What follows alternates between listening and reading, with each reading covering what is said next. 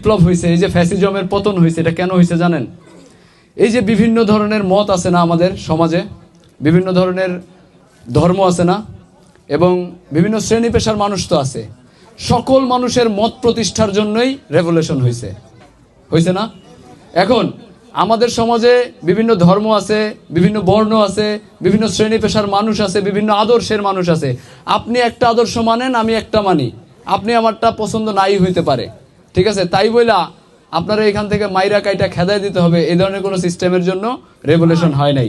Revolution হয়েছে প্রত্যেকের মত প্রকাশ করতে হবে, প্রত্যেকের মত প্রকাশের স্বাধীনতা থাকতে হবে, এই জন্য রেভলিউশন হয়েছে। সো গত বছর ওনারা আমাদের সাথে যোগাযোগ করেছে, আমরা সর্বোচ্চ প্রচেষ্টা আমাদের দিক থেকে কোনো কমতি রাখি নাই, কিন্তু তারপরেও বিভিন্ন গোষ্ঠী বিভিন্ন জায়গা থেকে বাধা দেওয়ার চেষ্টা করছে, বিভিন্ন জায়গায় তারা তাদের যেই বাধাগ্রস্ত করার সিস্টেম সেটিকে জারি রাখছে। আপনারা জানেন যে মনা পাগলার একটা মেলা হয় আমাদের জয়নগরে, এইটার সাথে আপনারা সম্পৃক্ত কিনা আমি জানি না, ঠিক আছে? আমি সেই মেলায় এবছর গেছিলাম, গত বছরও এই জায়গায় একটা বাধাগ্রস্ত করার চেষ্টা করছে, তারা স্বল্প পরিসরে করার সুযোগ পাইছে এবং স্বল্প পরিসরেই করছে। এই বছর আমি নিজে গেছি সেখানে, গত বছর যাওয়ার সুযোগ হয়নি, এই বছর গেছি, এবং আমি সেখানে দেখলাম অনেক ধর্ম বর্ণ নির্বিশেষে সকল প্রকারের মানুষ, একবারে বিভিন্ন শ্রেণী পেশার মানুষ সেখানে উপস্থিত হয়েছে। সো আমার এবং আমাদের কথা একটাই, ওইখানে যাও এটা বলে আসছি যে কেউ কারো ধর্মের প্রতি আঘাত দিবেন না, কেউ কারো মতের প্রতি আঘাত দিবেন না, আমাদের এটা দাবি। আপনারা অনেকেই মুরব্বী, অনেক সমাজের মুরব্বী, এখানে এক জায়গার লোক না, অনেক জায়গার লোক।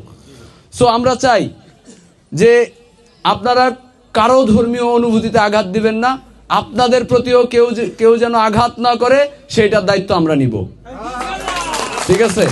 আপনাদের মত প্রকাশের যে স্বাধীনতা, সেই স্বাধীনতা ছিনায় যদি আনতে হয় কারো কাছ থেকে, সেটা আমরা আইনা দিব।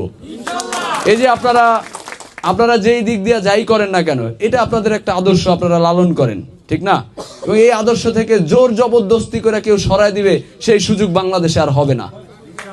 আগে যা হয়েছে, আমরা ভবিষ্যৎ বাংলাদেশে যেটা স্বপ্ন দেখি সেটাই আমরা যেন বাস্তবায়ন করতে চাই। তো আমরা আসলে এখানে আসার তো একটা ছোটখাটো উদ্দেশ্য আছে, আমরা আসছি আপনাদের সাথে কথা বলতে, আপনাদের সাথে কোঅপারেট করতে, যেন ভবিষ্যতে আমরা এমন একজন জনপ্রতিনিধি নির্বাচিত করতে পারি, সে যেন মত প্রকাশের স্বাধীনতাকে সমুন্নত রাখতে পারে। এই দেখেন বিভিন্ন শ্রেণী পেশার মানুষ, বিভিন্ন মতের মানুষ, বিভিন্ন ধর্মের মানুষ, বিভিন্ন আদর্শের মানুষ, কিন্তু দিন শেষে কিন্তু আমরা একটাই বাংলাদেশ, আমরা এক পতাকার তলে আছি না? অনেক দলবল আছে না, কিন্তু দিন শেষে তো আমরা এক পতাকার তলে আছি, এক আদর্শের তলে আছি, সেটা বাংলাদেশ। সো এই বাংলাদেশটা যেন জারি থাকে। এই বাংলাদেশে অন্য কোনো, কয়েকদিন আগে ওসমান হাদি মারা গেছে, তাকে গুলি করে মাইরা ফেলানো হয়েছে না? কেন মাইরা ফেলাইছে? কারণ সে ওই যে এন্টি ইন্ডিয়া একটা রেসিজমের বিরুদ্ধে সে সংগ্রাম করছে। তার কথাবার্তা শুনলে আপনারা বুঝতে পারবেন যে ভারতের যে আধিপত্য বাংলাদেশে কায়েম করে রাখছে, সেই স্বাধীনতার মধ্য দিয়ে তারা ঢুকছে, আমাদের উপকার করে ঢুকছে, এবং সেই যে ঢুকছে তারা বিভিন্নভাবে আমাদের জায়গায় আগ্রাসন চালাইতো, সেটা সামাজিক অঙ্গনে, রাজনৈতিক অঙ্গনে, অর্থনৈতিক অঙ্গনে,